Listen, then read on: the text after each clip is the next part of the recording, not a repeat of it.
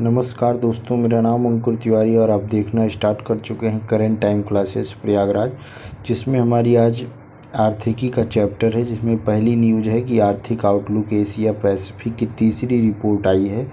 इसने जो है भारत की जीडीपी की जो वृद्धि अनुमान जो है 6.8 पहले भी बताया था और उसी पर इसने बरकरार रखा है। एजेंसी ने वित्त वर्ष 2024 यानी कि 23-24 के लिए जीडीपी वृद्धि दर अनुमान को संशोधित करके 8.2 कर दिया है। अगली न्यूज है कि कृषि एवं संबंधित क्षेत्र से उत्पादन के मूल्य पर सांख्यिकी रिपोर्ट 2024 आई है। तो 21 जून को यह एनएसओ द्वारा जो है जारी की गई। इसके बारे में आइए विस्तार से देखते हैं। तो भारत में कृषि योग्य भूमि की बात की जाए तो विश्व में भारत में कृषि योग्य भूमि जो है दूसरे स्थान पर है। अनाज उत्पादन में भारत तीसरे स्थान पर है और मूंगफली, फल, सब्जी, गन्ना, चाय, जूट में अग्रणी उत्पादक है।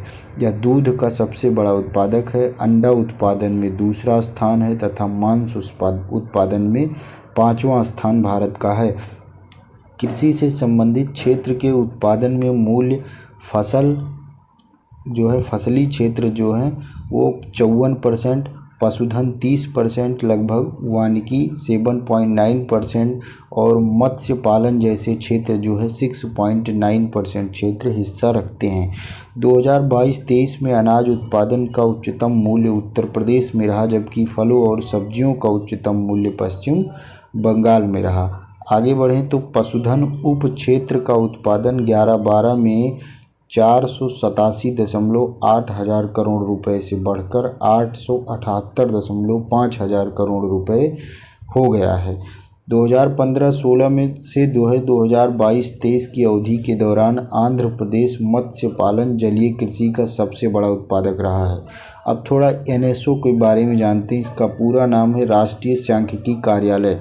एनएसओ 1950 में योजना मंत्रालय के अंतर्गत सीएसओ के रूप में यानी केंद्रीय सांख्यिकी कार्यालय के रूप में इसकी स्थापना की गई थी। कब? 1950 में। बाद में 1970 में इसका नाम बदल करके राष्ट्रीय नमूना सर्वेक्षण कार्यालय यानी कि एनएसएसओ कर दिया गया था और उसके बाद 2019 में एनएसओ कर दिया गया। यह घरेलू उत्पाद, सकल घरेलू उत्पाद, औद्योगिक उत्पादन सूचकांक, उपभोक्ता मूल्य सूचकांक और थोक मूल्य सूचकांक जैसे प्रमुख आर्थिक संकेतकों को जो है यह प्रकाशित करता है।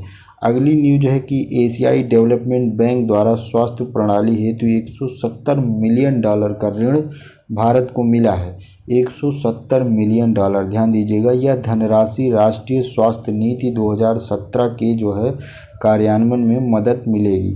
राष्ट्रीय स्वास्थ्य नीति 2017 का उद्देश्य था कि सभी को गुणवत्तापूर्ण जो है स्वास्थ्य देखभाल और सेवाएं प्रदान करना। बात करें एशियाई विकास बैंक की तो इसकी स्थापना 1966 में की गई थी। वर्तमान में इसमें 68 राज्य हैं और जिनमें से 49 एशियाई क्षेत्र से हैं। इसके अध्यक्ष मासात्सुगु असाकावा जो कि जापान के हैं, इसके अध्यक्ष हैं। आगे बात किया जाए तो इसका मुख्यालय फिलीपींस के मनीला के मांडलुयांग में स्थित है। अब अगली न्यूज है कि राजस्थान में 550 मेगावाट क्षमता की सौर ऊर्जा परियोजना, यह जो है अंतर्राष्ट्रीय वित्त निगम यानी कि आईएफसी ने राजस्थान के बीकानेर में ब्रुकफील्ड एसेट मैनेजमेंट द्वारा विकसित की जा रही 550 मेगावाट क्षमता की सौर ऊर्जा परियोजना के आंशिक वित्तपोषण के लिए $105 मिलियन देने की घोषणा की है। इस परियोजना को कनाडा स्थित एक अग्रणी वैश्विक निवेश firm Brookfield asset management limited के द्वारा विकसित किया जा रहा है।